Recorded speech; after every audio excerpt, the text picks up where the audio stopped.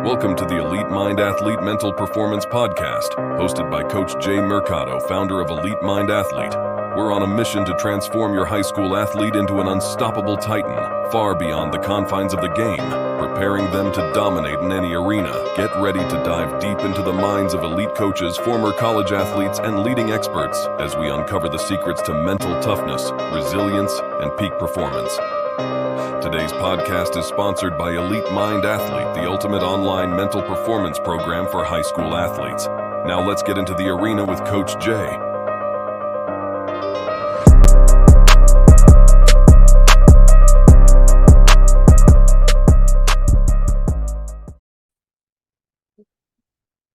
Got to get all the smiles out. That's awesome. All right, where's my phone? 703. What's up, everyone, and thanks for tuning in to Elite Mind Athlete Mental Performance Podcast. I'm your host, Coach Jay, and I'm on a mission to help as many high school athletes become physically, mentally, and emotionally more dominant and resilient, not just in their sports, but in life at the next level. And today, helping me do that is Coach Trent Grondin. He is a former ex-collegian baseball athlete. He is a select baseball coach, and he is a man that wakes up and model what he preaches. He gets after it every single day, man. I see you. It's inspirational. We just finished talking about, you never know who is watching, right? Which is why it's bigger than us, right? I don't just do this stuff, or you don't just do this stuff for yourself, man. Everyone's watching. Somebody's relying on you, right? Appreciate you inviting me on here, Big Jonathan, man. I'm excited. Like I told you before I jumped on, man, I'm just excited to help out because, it's a journey, not just with being an athlete, student athlete, but in life, you know what I mean? So I'm excited. Man, to help out. Absolutely, man. I appreciate it. Thanks for having me, brother. Yeah. Man, I wanted to first give everyone some context about, what was your journey like as a child growing up in your household in sports? What was the parenting like? Did you play all the sports? I know you have a big older brother, right? Yeah, I have an older jump brother. into that. Yeah, man, growing up, I was like my parents always told me that they never had to force me to go out and like play anything, I always tried to go play. I broke a lot of pictures, windows in the house, just trying to throw the ball around. Started playing when I was 3. My brother one time, he didn't want to play catch with me. So my grandpa bought these old golf clubs, like these little small, like old school, legit ones. And he didn't want to play catch with me. So I came and I whacked in the head, had to take him get stitches at the, because he just didn't want to play catch with me. And he's an older brother, right? Yeah. Which one is it? Younger or older? My older brother, he's older 10 brother, years older than me. Yeah, I think I was like, I don't know, 4 or 5, and he was like 14 or something, 13, I don't know. But I got him, I guess, pretty good, and he started bleeding, had to get little stitches and stuff. But that's how bad I wanted to go play catch, even as a young kid, you know what I mean? So, I just wanted to be out there, like even in school, school wasn't my like strength growing up. But I wanted to go outside, so I did sneak out of the backyard, jump the fence, just to go out and play like football, whatever, whatever all the kids are playing out in the cul-de-sac. But no, I mean, I guess I grew up in a real strict household. Like my dad was real strict, my mom was real strict, but they were real loving. You know what I mean? They always supported me, whatever I did. But at the same time, I knew, they meant business. So, But yeah, man, growing up, like I said, I always wanted to be on the field. And that led to me, playing for Team USA. I played for Junior Olympics out in Cuba, Dominican Republic. It was really cool. I got to play with some really cool players that played pro ball, like Justin Upton, Kyle Goldschmidt, Hank Conger, all these guys that played pro ball. But yeah, man, I mean, you'll know when your kid is gonna he loves something. You know what I mean? They're gonna always want to do it. They're gonna be just addicted to it. And if they're not doing it, I don't know. I was addicted. I wanted to always have a ball in my hand. I always wanted to throw. Something I loved. Nobody had to push me to do it. You know what I mean? Yeah, that was gonna be my next question. Did you have dad out there practicing you with you for hours, telling you like, "Hey, we're not going inside until you fill this ground ball"? Type. Yeah, so no, my dad wasn't. I mean, he actually he had to tell me like, "Hey, we got to go inside, man. It's Yeah, getting dark." You know, I was like, "Man, come on." I always wanted to go hit at sand. Back in the day when I was in Round Rock growing up, it was sandbats baseball, and we used to go there. I remember my dad because he got off like around 3:30, and I'd be ready. I'd be ready. I'd have my gear on, and we'd go and hit and come back. We did a lot, and but they never had to force me to go out and play ball. They had to force me to do my homework.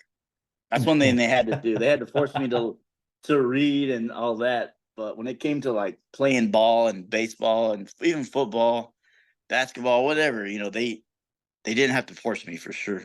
okay, so you were just naturally just drawn to sports. Now, Yeah. is that something that your big brother modeled? Was that something that you were looking up to? My brother, he played sports and it's true, yeah. So I would go watch him play. And so I would always be stuck to the fence. I would always want to be watching. I wanted to be like my big brother. I still do. Yeah. Um, but I always watch him play. And then my dad even coached before, but I wasn't around then. But my dad coached before my brother even played. And then when my brother played, I would want to be out there. I'd want to play catch with the guys. My dad had to tell them to like not throw as hard because I was young, but I was Yeah. out there trying to catch the ball. But yeah, man, I mean, I saw my brother. I wanted to be just like him, and I was around it all the time. My dad was the president of the league, Sam Bass League, for 10 years. So if I wasn't playing, then I was at the field helping out, getting trash or playing, buns up, how back in the day where you had to actually get hit, standing against the wall. So it sounds like your whole culture was surrounded by baseball. It You was kind of lived baseball. and breathed it. The family was in it, whether you were playing or not playing, it was baseball. It was baseball, man. Yeah, I was just born into it, and then I loved it, and I just love it, man. And then being out in the field, being around like the other families, my friends, and just I don't know. I didn't know there was another life out there besides baseball, to be honest with you, Absolutely. No, until no, no. Yeah. yeah, I really didn't. It's we literally we lived there, we ate there, and we just finished up there, man. It's like our It's own funny you family. say that because, I've had, an opportunity to talk to a wide range of, from entrepreneurs to business people who never played sports in their entire life. And if you would ask them, I grew up in sports. Most Americans, sports is sports. Like that's all we live and breathe, right? And I would ask them, I was like, hey, did you ever feel like you're left out not playing sports? And they're like, no, sports weren't even, it wasn't even mentioned. It was never talked about. Yeah, It, it's what we lived and breathed was academics. It was lived and breathed. It was reading, right? And yeah, it just shows that it's whatever your environment, kids don't feel like they're being left out because that's their world, right? yeah, Because you have a lot of parents, well, oh, they're missing out. And it's like, no, they're not missing out. I feel like we put sports into our culture as parents because of the lessons, right? If they don't play sports, they're not going to, extract the lessons. And yeah, that's just not the case. I want to get that point across, because you're going to have some children. I have 4 boys and I yeah. have kids who are athletic. I have kids who aren't as athletic and they're more on the creative side. And if I was to push my creative child to play sports, you know how much that guy would hate me? Oh yeah, man, big time, big Right. time. And so winning, it could be in any arena, which is why I love what I do, is because most of these athletes, 95% of them are not going to play at the next level. Yeah, But you know what? If you could speak winning language, if you could talk the talk of winning, if you can finesse winning and you can start encouraging winning, it yeah, doesn't matter where you do. It doesn't matter what you do, right? At all. Winning is winning. exactly. The habits are the same. The structure is the same. And Yeah, so, any parents out there, and I know you just became, you have a little family of your yeah, own. How many yeah, kids you man. I got? do, I do. I got four total, Four four total. total What kids. ages? I got a 13-year-old. I got a 7-year-old, 6-year-old, and then my 3-year-old boy. Finally got a boy. Yeah.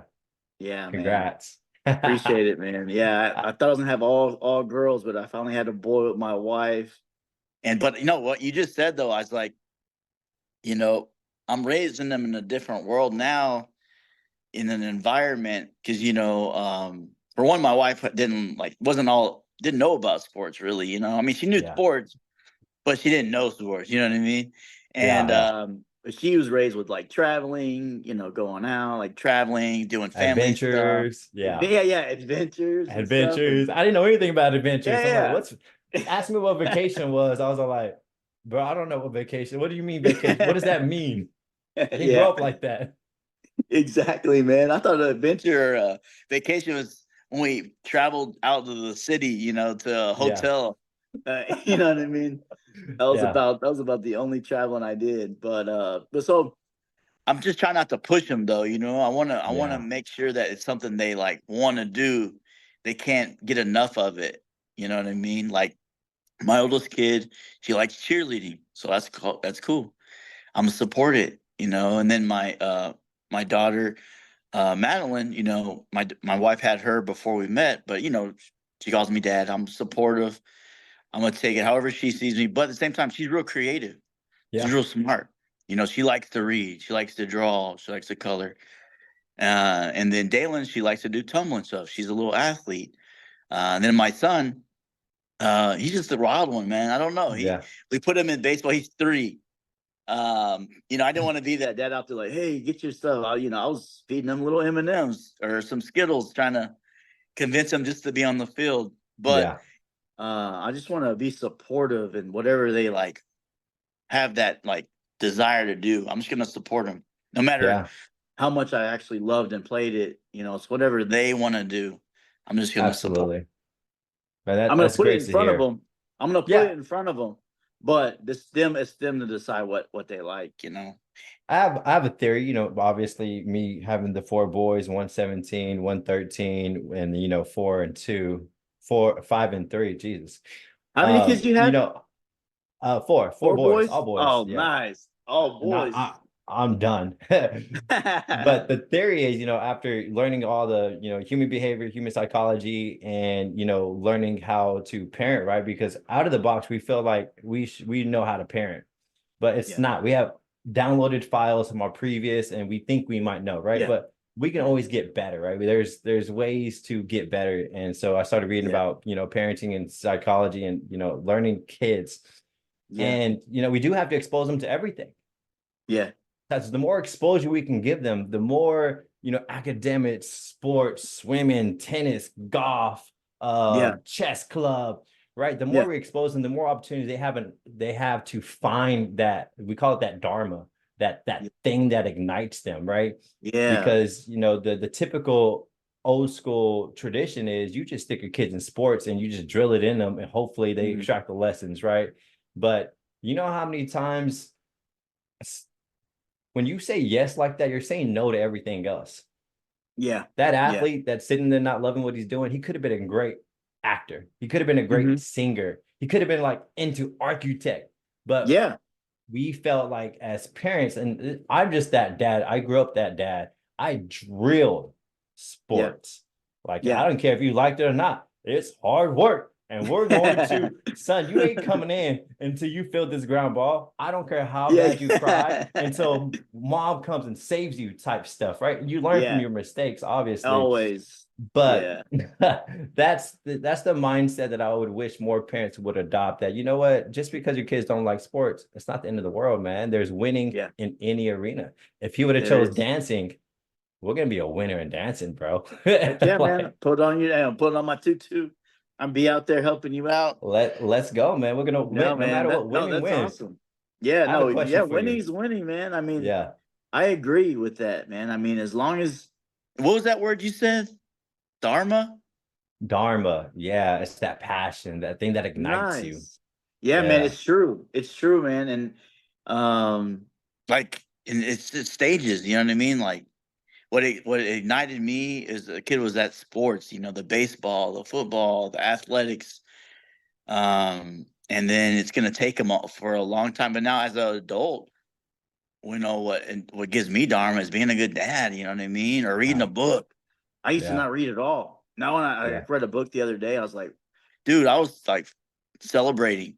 You know what I Yeah. mean? But everything is different through their stages of life. But whatever they're into it, I'm just going to support it. And I think that's one thing I have learned a lot from my parents too. Is, I mean, they never really pushed me.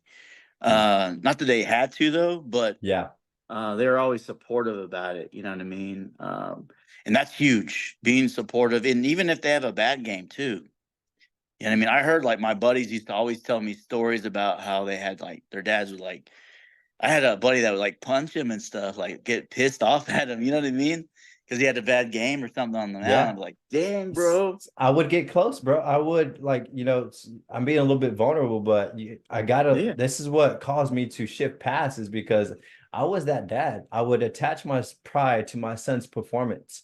And Yeah. if he didn't operate and perform at that level, it would hurt me as if I didn't operate at that level and I would feel the Yeah. embarrassment, right? My Yeah. kid messed up that play. Everyone's all like, hey, why is that kid here? Like I would get angry.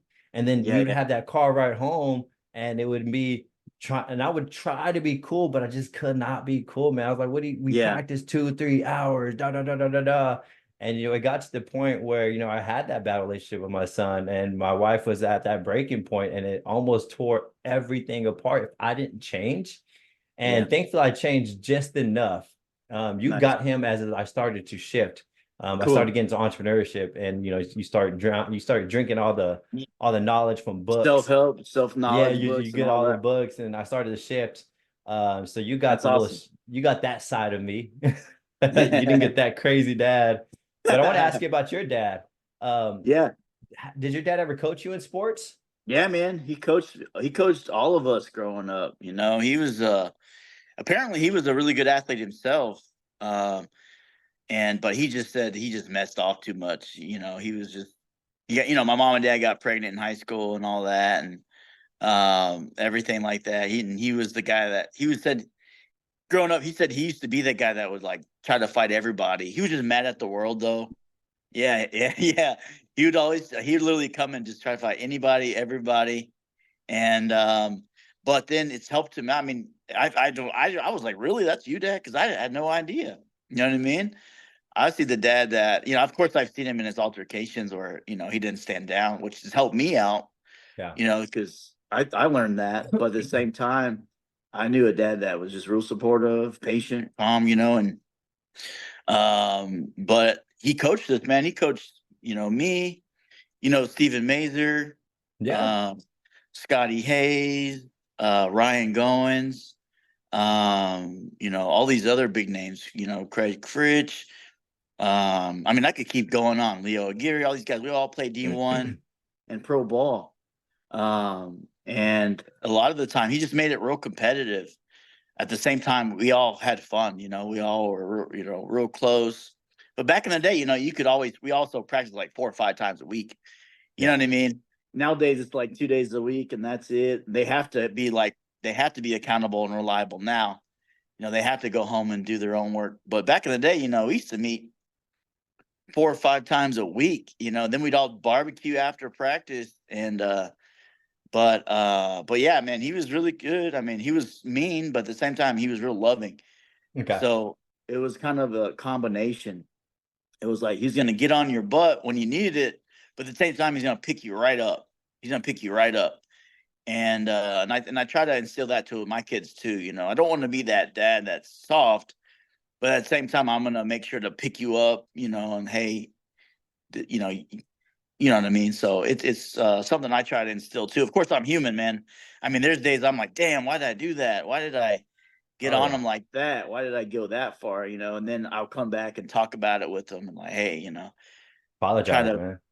apologize, and then be like, hey, I'll handle it better, or hey, this was why I reacted like that, but I'm sorry. Yeah. I'm like you, man. I'm trying to get better. I got into the self-help books big time too. Once I didn't go pro and I saw all my buddies and everybody go pro, it really hit me hard, dude. I was in a bad mindset. Like I was really bad, drinking a lot, Yeah. smoking a bunch. Oh yeah, You, man. It hit me hard, dude. you lost your identity. I did, man. I Yeah. didn't know what to do. It's I didn't know what to do. there's an actual term. There's PTSD in athletes. It's Yeah. trauma. You lose who you've been for the past 20 something years. You were on a mission, and then when that mission is gone, you lose that flame. And we try to rekindle it with distractions. We try to forget about it through alcohol, through drugs, through relationships, through these toxic things, because they give us comfort, right? And a lot of athletes never recover, and they become the I used to guy, right? Like in the backyard, I used to, right? And they live through their kids, and they unfortunately never recover, man. So that's why I see you grinding. I see you putting in that work, because you haven't lost that fire. You're still fighting, and it's always going to be a fight, and it's never ending. Yeah, no, yeah, you're right, man. Never ending. And it hits home too, right? When I hit that wall of adversity, of failure, that's how I viewed it, you know what I mean? And it is. And a lot of it came down to me just not being disciplined at the time, not being accountable, reliable. Instead of being in the cages, like a few of my other buddies that did get drafted on my team, we had 7 guys get drafted. And I mean, I was the first team all conference shortstop, you know what I mean? And but at the same time, I was out there selling $5 cups to get into our keg party, and they were at the cages, hitting, putting in work, you know what I mean? So at the time, and then whenever I didn't go pro, I was pointing the finger like, hey, it was coach, it was this, it was that, it was this. And I never, I had to learn how to look within, you know what I mean? And how to make a judge feel like, hey, where could I have done different? Even though it's gone, like then once I figured out how to look within, I kind of created a muscle memory of now every day, like even with like parenting, work, the gym, whatever, like what could I have done different that could have made it better for myself, because like I told you about BYBC, be your best coach. It's something I try to live by every day, is be your best coach. How can I be my best coach? Because when we're pointing the finger at others or relying on other people, we're not going to grow, and we're not going to get better or be successful. So how can we be your best coach? Which that was really hard to see, like I said, I was drinking a bunch, smoking a lot. I got my college girlfriend pregnant, my senior year, because I didn't get drafted. I didn't care, man. I was just trying to, I don't know. But I moved back home and figured it out the hard way. But unfortunately, it's too late, right? That dream is gone, right? Yeah. So I want to ask you, when you say you had, did Stephen Mazer go to pro? Did he go pro? Yeah, he went pro. Okay. I want to ask you, what was the difference in terms of culture? Why do you think those guys stayed disciplined and away from distractions versus you went out partying, right? You were going with friends. What do you think that culture is? What difference? What made the difference? Yeah. I think what made the difference, I would say, is understand that nothing is gonna just happen. You know what I mean? Like, as I say, is like Mazer, Ryan Goins, Craig Fritch. I mean, even like all these guys I played with that went pro, they didn't expect it. You know what I mean? They earned it every day. You know what I mean? They put in the work every day. Like Mazer, in the summertime, we used to come back from like the first few years in college. He used to have to come and wake my ass up. He had to come and get me up, the water on me, just to get me to the gym. You know what I mean? But he got up. You know what I mean? He was working hard. He didn't take things for granted. That's what I'm looking for. He wasn't taking it for granted. The full ride to Notre Dame, and then I went to Northwestern State, and I was the starting shortstop and switch hitter, and he didn't take it for granted. He kept working every day, no matter what. You know what I mean? And then also with Ryan Goins, he was just disciplined. One thing that put him in front of everybody, why he went so far, was he was just so disciplined. You never saw him at any parties. You never saw him, messing around, nothing like that. He was always focused. he knew there was a bigger plan. You know what I mean? Yeah. And you know, and I mean, I knew there was a bigger plan, but at the same time, I didn't take the steps to, you know, stay away from all the girls, stay away from all the parties, and stay away from, you know, smoking and doing all that stuff. You know what I mean? I Well, I chose mean, the, yeah, yeah, man. And so every that's one of the hardest things to do when your kid leaves the nest, bro. It's you're in the wild now. Like yeah, you're in the wild and you're a man, you got testosterone, man, you got oh yeah, women, you're an athlete, you have everything thrown at you. And so I was just wondering, like, did you get caught up in a crowd? Because influence plays a big role, right? Your yeah, environment, who you're hanging out with the most, it's what true. information are you downloading? Because, maybe hopefully I can get Steven on here or the other guys, but I want to know Yeah, what they were listening to, who was talking to them, how were they yeah, staying disciplined? Where did they learn that? What structure, yeah, right? Because yeah. that's Well, that's super important. I think a big thing too is how you raise too. You know what I mean? I was raised with my parents that they love me, but they did a lot for me too. You know what I mean? Like everything was kind of like given to me. You know what I mean? Yeah. And then when I was younger, I played. I mean, I was like 12 years old, played for Team USA. You know, traveling the country, playing. You know, I didn't know failure. I didn't know it. You know what I Oh, mean? Like I didn't know what failure was. I just knew it all came easy. You know, I'd come yeah. in, hit home runs from both sides, come out, strike people out, make plays. People would tell me, "Oh man, great job." But I just didn't know what failure was. You know, and then, you know, knowing my friends, they didn't have a mom and dad household that, you know, like, Yeah. hey, your food's gonna be on the table, you know, that everything's gonna be done for you, you know that, you know, they're gonna show up every day. It's gonna be easy. It's not, and I think that's what happened with me.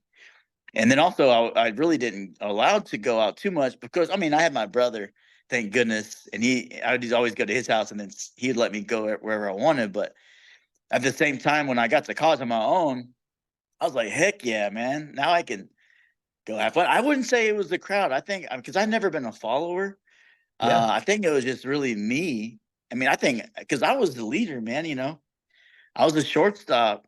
I was the head dude. I was the ball player. You know, I mean, of course, like you said, you know, I wasn't the biggest guy. You know, I'm only 5'6" and 3/4. Me and my wife argue about that all the time because I say I'm 5'7", but she says no, you're 5'6". But then if you look, I did the but the same same, thing.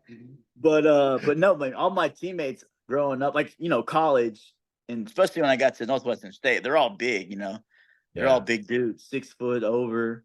You know, but you know, baseball size didn't matter. You know, I used to always tell people dynamite comes in small packages. I want to talk But about that. yeah. You I used know, to, you, dude. Yeah, so we have a lot of high school athletes. You said you're what, maybe in high school, what, 5'6", right? I'm There's yeah, five there's six.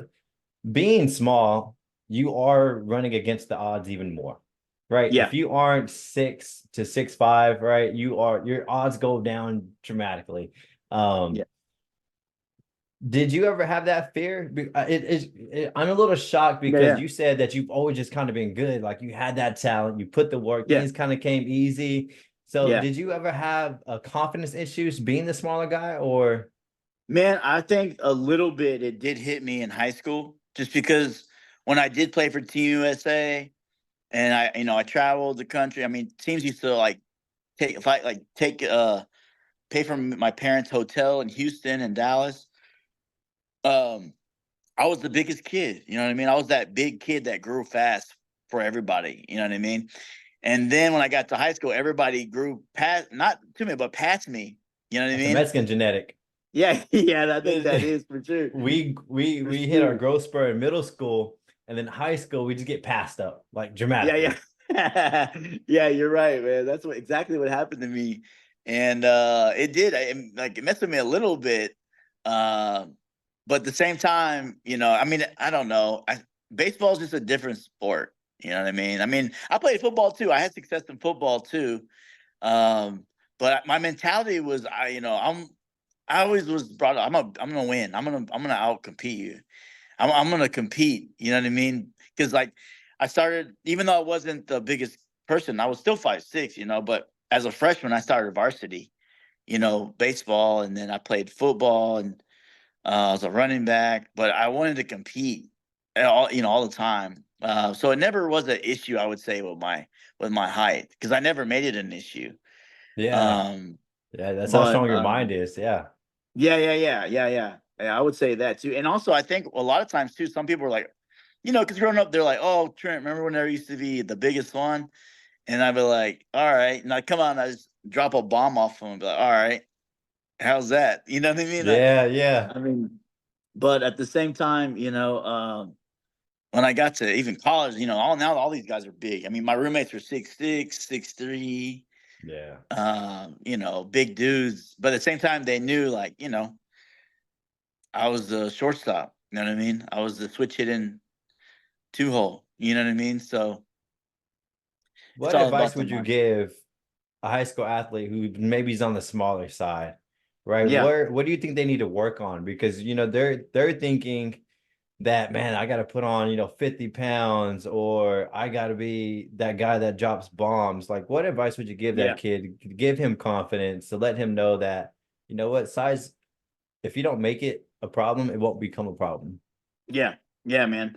I would say, man, the repetition, outworking them. Like, at the same time, as much as I like partied or whatever and had whatever, I outworked everybody too. I was a really hard worker. Like, Yeah. I would show up. I love the gym. My brother was a sales rep at Gold's. Used to be World's Gym over there in Yeah. that corner in Hester's over there. Then it moved to Hester's at Gold's. So I used to go and work out as much as I could, work out. I used to, like I said, be in the cages. I used to put in the reps. I used to put a lot of reps in. And I think it just transitions to the field to where I never thought about my height or nothing, because I was so confident in my game, Yeah. just putting it in the reps, putting in the work. What gave you the ability to drop bombs? Because you said you could hit home runs, right? Yeah, for sure. Well, the game, man, I had really quick hands. Like, I really had, I have a strong lower half. Like, my legs are real strong, and Yeah. in a swing, everything works from the bottom up. And then if you incorporate quick hands, I mean, it's gonna create the ball to go far. Mm-hmm. So in high school, were you a thicker dude, or were you a short, skinny dude? Were I you a was a thickum? thicker. Yeah, I was a thickum. Yeah, because I'm kind of just naturally wide, like my Yeah. dad. So I'm naturally wide. Um, but um, but yeah, I would say, just because, I mean, I worked, but at the same time, my legs were real strong, and I had quick hands, and I would hit my home runs. Like, I played for Team Texas one year, and I hit it over the scoreboard. My sophomore year for Team Yeah. Texas out in Oklahoma, and but still, I'm not the biggest guy, but I have really quick hands, and I use my body. I use my legs. I use my legs to hit the ball. I just let my hands stay loose. I'm not Hmm. tight. I'm not like trying to be tight and trying to do too much. Yeah. If you were to go back to high school, knowing what you know now, what things would you apply? What kind of habits or structure would you implement for yourself to maybe give you that edge like your Yeah. friends did? Yeah. I would say, for me, my diet, I would want to have a better diet. I never even knew what that thing was. Even when I got to college, I didn't have the best diet. You know what I mean? Like a high protein, good protein, carb diet, veggies. Yeah. I used to eat just, whatever. Yeah. Well, if that And was then, that was the thing. That's what all the coaches yeah, say. You want to get bigger, just hey, eat more, right? yeah, Eat yeah, more, yeah, whatever that yeah, meant. I'm like, all right, cool. Make a D's, right? Slamming the yeah, double cheeseburgers, the yeah. pizza. Yeah, Hey, tacos. yeah. Yeah.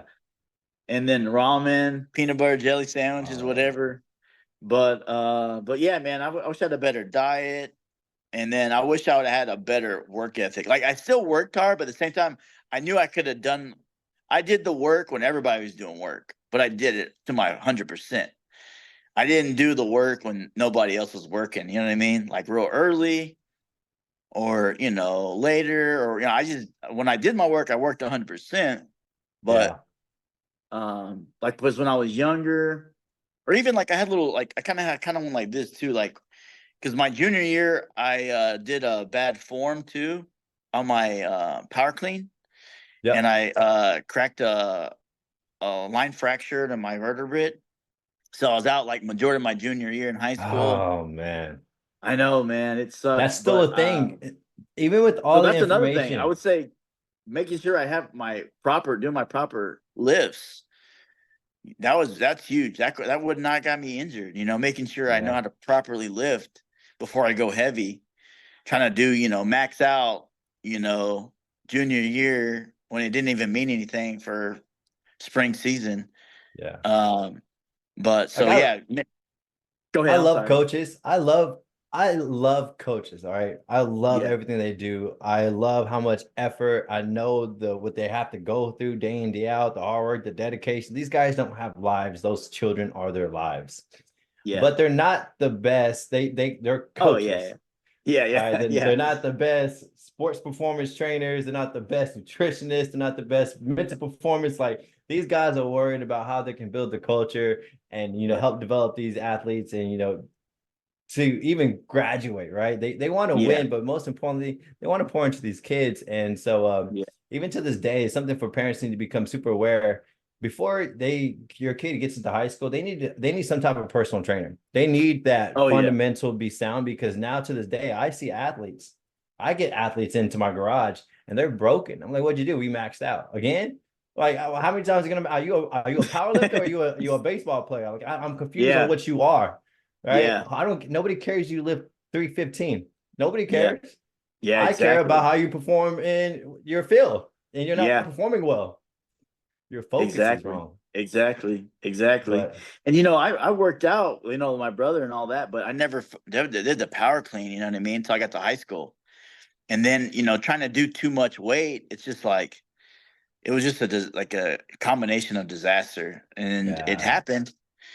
But yeah, I agree, man. If you can find a trainer that can teach you how to properly, do lifts and how to like prepare yourself, drink a lot of water, protein, all that stuff, meal prepping. I yeah, mean, that's just a advantage, you know what I mean, that I didn't have. yeah. Um, and that would be huge. And then I would say another thing would be that I mean, the women are always going to be there, man. They're always going to be there. Because my freshman year, starting freshman year varsity, I was dating like a junior in high school, like the one of the high, everybody wanted to be with the hottest chick. She was like one really hot. I never Yeah. had a problem with the girls. That was my other issue. So during my like time when I was growing as a person, one thing I found out that one of my kryptonite was being was women. That's one of my kryptonites. It's like, yeah, exactly, man. I was like, I put them before everything, that party and because I did a party because I wanted to have the woman. I wanted to have fun. You know what I Yeah. mean? So That that was that ties in with culture. yeah, So you said your parents were young parents, right? It's a yeah, cultural thing. I recently had to talk with my wife. Her older brother is living with us, and he's trying to onboard into life, right? And trying to build where he's trying to build structure here. He's trying to get the mentorship to go off on his own to become strong. And he started bringing girls home. yeah, And me knowing what I know now, I'm like, listen, I told my wife, I was like, hey, I don't think he should be having girlfriends. I don't think they should be coming over either. And she's like, well, we can't say that. We everyone in our family had girlfriends and boyfriends. I was like, that's the problem.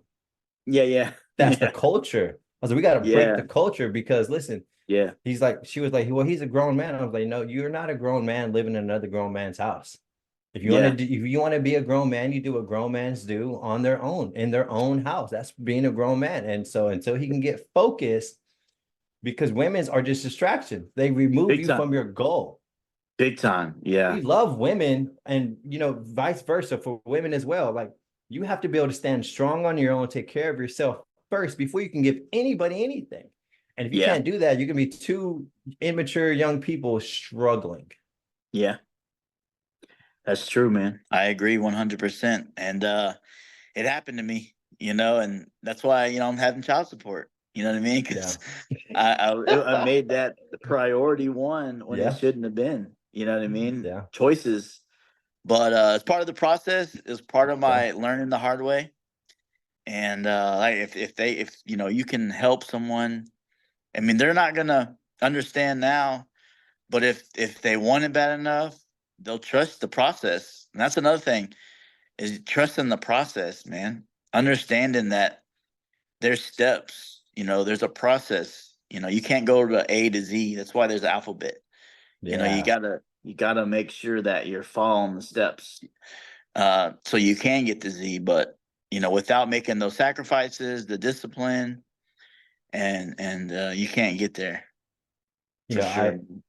I believe it's culture, right? It's how the parents look at their perspective around what we allow our children to do. Are we allowing them to have girlfriends? Are we allowing them to be on their phones at night, right? And I think that's just super huge. If you have core values and you have structure, like you said, you didn't know anything but baseball. That was the culture that was fed. But Yeah, if you breed the culture in your home to speak the language of winning, then that's all the child's gonna know. Oh, we don't do girlfriends. They're gonna look at their friends like, you got a girlfriend? That's weird, yeah, right? Like, yeah, you should be yeah, focused. Like, what are you doing? Like, hey, we got yeah, yeah, goals over yeah, here, right? He's not gonna know. They're not gonna know any different because that's the culture yeah. that you breed in your house. So it's super important. I True. want to talk about you as a coach. Yeah, Um, I love it. Yeah.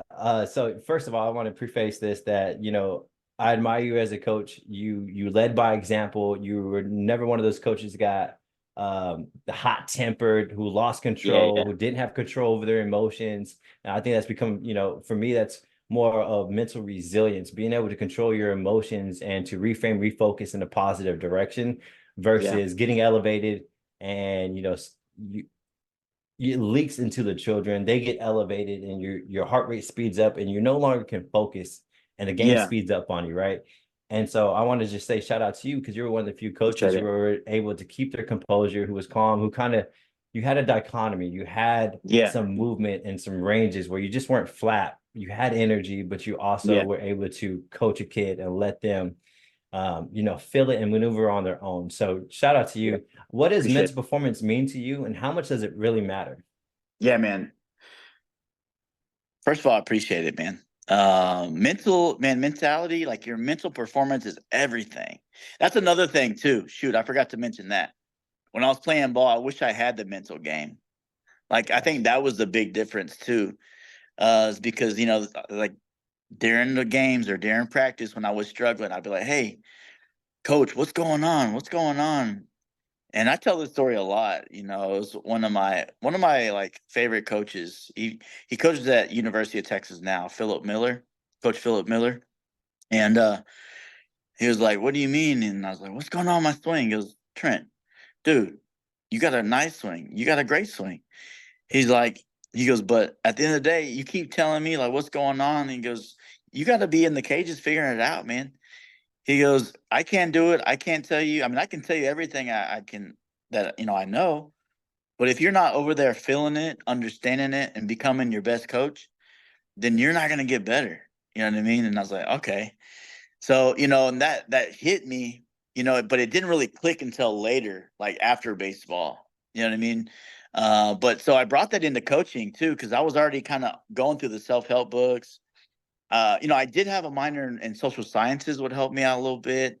But at the same time, I started getting in these books like Switch, about like having our elephant is our emotion, and then the rider who directs the elephant is our um is our logic. It's our logic. So if we allow that elephant to take over, I mean, we're never gonna be logic. We're never gonna go the direction we want. But if we have that logic going and our elephant, that's whenever we have success. And so I try to bring that coaching is I'm going to be passionate, but I want to be passionate for the game, to get them better. And even when I ran into your boy, I was still trying to figure it out too. I think the teams after that too got like the best of me too. But I was just learning and learning how to become a better coach. But yeah, man, I already know that the game is a game of failure. Baseball is a game of failure. It's huge, like everybody always, you'll hear it all the time, out of 10 ABs, 3 people, 3 hits, they're going to the Hall of Fame. You hear that all the time. It's a game of failure. And it's true. It's a game of failure, So if we can try to just be supportive and lead by example, like anytime I try to like give a hitting instruction or hitting practice, I'm going to show you how it's done. And then I want you to do it. I want you to bring the same energy. And then I'm going to make sure to stay positive as possible, even with the umpires. You know what I mean? Like, for one, that's like grandpa or uncle or brother off of the, from the streets. Yeah. They're not going to be the best umpire in the world. So if you can just make them your friend, then they'll make you a call your way, a bad call probably. You know what I mean? But as long as there's positivity, like I always say, like on the practice field, it's like in the classroom. We're learning, we're grinding, we're working hard. We may even get on you, you know what I mean? Because we're learning. But once the game starts, now this is a test. You know what I mean? I'm going to sit back. I'm going to give you some signs. I'm going to let you play. I'm going to let you make your adjustments. Because the more I try to coach, the more I take you out of the game. That's for practice. You know what I mean? That's for the cages. That's why they call it a classroom and a test. So when I understood that too, and I've had my bad coaches too, you know what I mean? I had a bad, we have our bad coaches at Northwestern State. Coach Davis, our head coach, he was the screamer, man. He was the screamer, being in practice, screaming about all kinds of stuff. And it's the first coach that like I bumped into. We squared on each other. You know what I mean? Yeah. And I've never been like that. This is my first and only coach I did that to. But it's because he did not lead by example, and he bumped me and all kinds. So I was ready to go, but at the same time, I had really good coaches like Philip Miller. He would always tell us to run on and on. He'd be the running in front of us. You know what I mean? And I had a Coach Blessy. He'd be like, this is how you do it. And he'd go and he'd drop bombs during BP, and you'd show us how it's done and not be barking from behind us. He'd be in front of us, showing us how it's done. So I just try to use that to help out and show them how it's done, and then make sure they know that, hey, and try to mess with their mind too. Try to make them look within instead of like looking outside. Yeah. How can we make them look within? Leaders live it, brother. All right. Great leaders live it. All right. They model it, they showcase it, because if they don't do it, where are they going to see what success looks like? Yeah. It's hard to see it when I'm just do as I say, not as I do. I don't understand that. Yeah. Right. That's a big disconnect. Now, I'm not saying you got to be, top dog out there, as we age, but you still have to lead it, and you got to live it. So that was huge, what you just said. And so that's why, I wanted you on this podcast, because you still live it. Right? Every day, man. Still trying to get better. And every day. It's rare, because at this point, nobody has time for anything anymore. Yeah. Right. They don't. When are they going to work out? They're busy. When are they going to read? They're busy. When are they going to take time for themselves? People don't do it anymore. And I believe self-discipline is the key to all success. And I believe, hearing your story, you were never grew up to have self-discipline. Everything was structured for you. Right. So when you got out of the structure into the wild, you never had the opportunity to build the self-discipline. It's a muscle that must be built. So what I do for the kids today is I give them the championship structure. We wake up at 5, 6 a.m. They have their daily disciplines of, I'm going to wake up, make my bed, foam roll, hit the gym. I'm going to go work out with my team. I'm going to track my nutrition. I'm going to read. I make them read the books. That's like we awesome. have these. That's awesome. But the most important thing is, it's not that we're doing these things. It's what I'm allowing them to do is, when that time comes, are you going to do what you said you were going to do? Yeah. That's the self-discipline, right? Because you, as a father, the last thing you want to do is tell your kid to do things. If you keep telling them, they never build their wings to be able to build that self-discipline. So when they get off to the next level and they're talented like you, they're going to get punched in the face. Yeah. Right. So right now is the best time as high school athletes. They need to have an onboarding system, what life looks like without mom and dad telling them. Yeah. Yeah, man. No, that's huge, man. And I wish I had somebody like you. That could have just got me to where I wanted to be. You know what I mean? Preparing me for that. Even though I had everything for me, I needed somebody to kind of show me, hey, that's not how life is. And I mean, eventually it's going to catch up. It showed me. I ran into it and I hit it, and luckily, I did hurdle that obstacle and I became my best coach. You know what I mean? I did, but it was hard. It wasn't easy, but Yeah. I had to learn that everything's not easy. You know what I mean? Especially if you want to be at that level. You know what I mean? If there's going to be a point where you're going to get hit in the mouth and you got to figure out like, man, shit, I got to figure it out. I need to stop blaming other people. I need to stop smoking a lot of weed. I need to stop drinking as much. I got to get disciplined. And now I'm not playing pro ball or nothing. I'm just trying to be a best dad. I'm trying to be a best husband. You know what I mean? So I'm waking up, at 6 a.m, going to work out, taking the kids to school, trying to be a good dad. You know what I mean? Trying to be a good husband. I stopped the whole cheating stuff and like trying to do all that. You know what I mean? And I had to make the adjustment because I know what I want. I want to be happy, but I want to, be the good husband. I want to read a book. I want to work out. I want to feel good. I want to be successful at work, what I have now.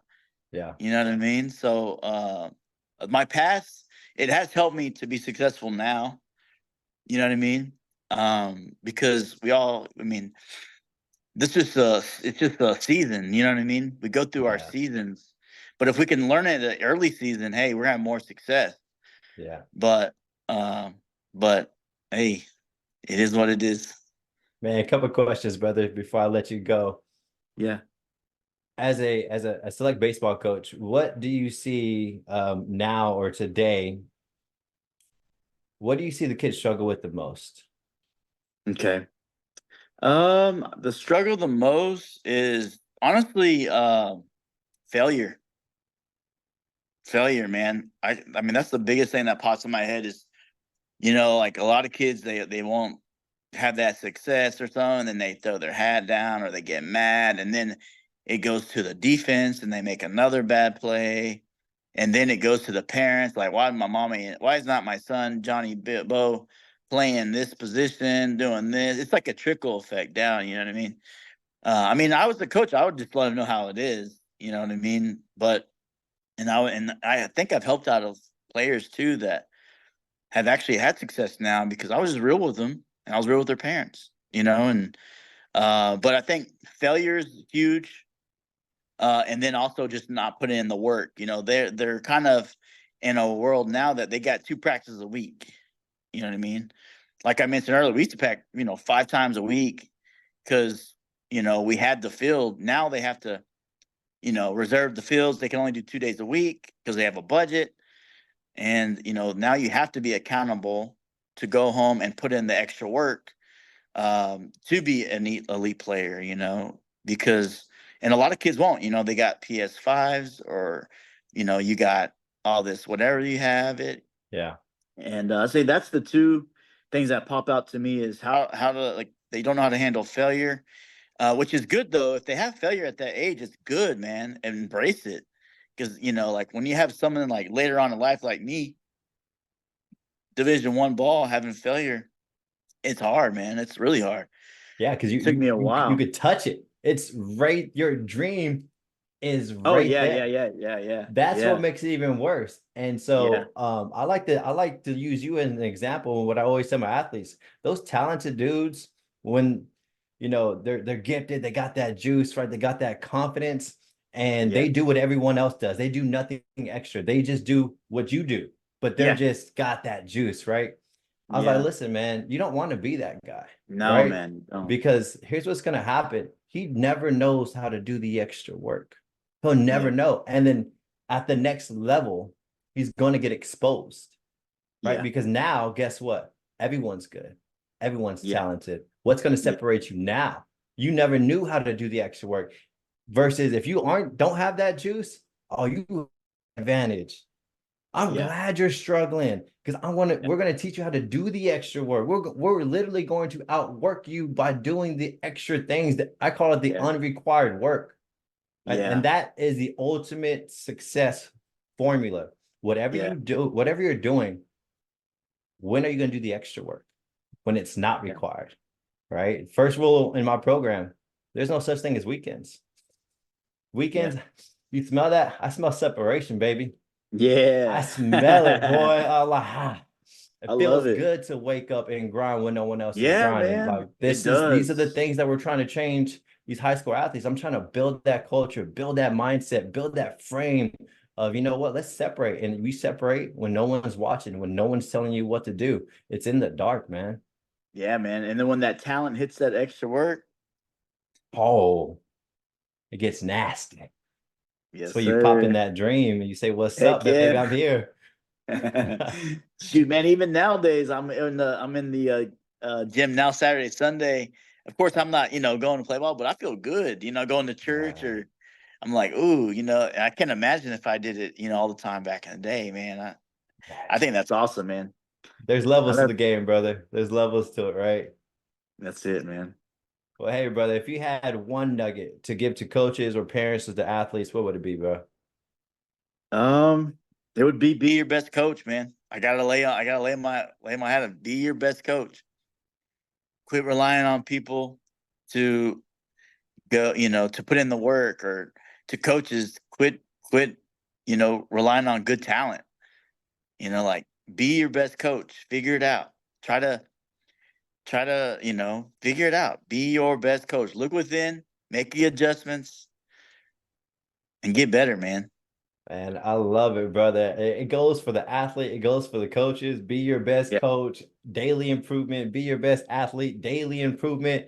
It's a hell of a philosophy, man. And I wish more people would know about the mental performance and how to reframe, redirect, and be able to push through these hard times. Well, man, Trent, it was a pleasure talking to you, brother. I Big appreciate Jonathan, you. man. Appreciate it, Dude, man. nah, I could have talked absolutely, to you all man. night. I know, absolutely. And I was like, man, I got an athlete's call here in about 10 minutes, and I'm a man of my word, just like you. So I was like, hey, I got to jump on this call with this guy. But hey, Awesome. Trent, it was a pleasure, brother. And I look forward to connecting with you and doing more work, man. Cool, man. Yeah, man. Thanks for having me, brother.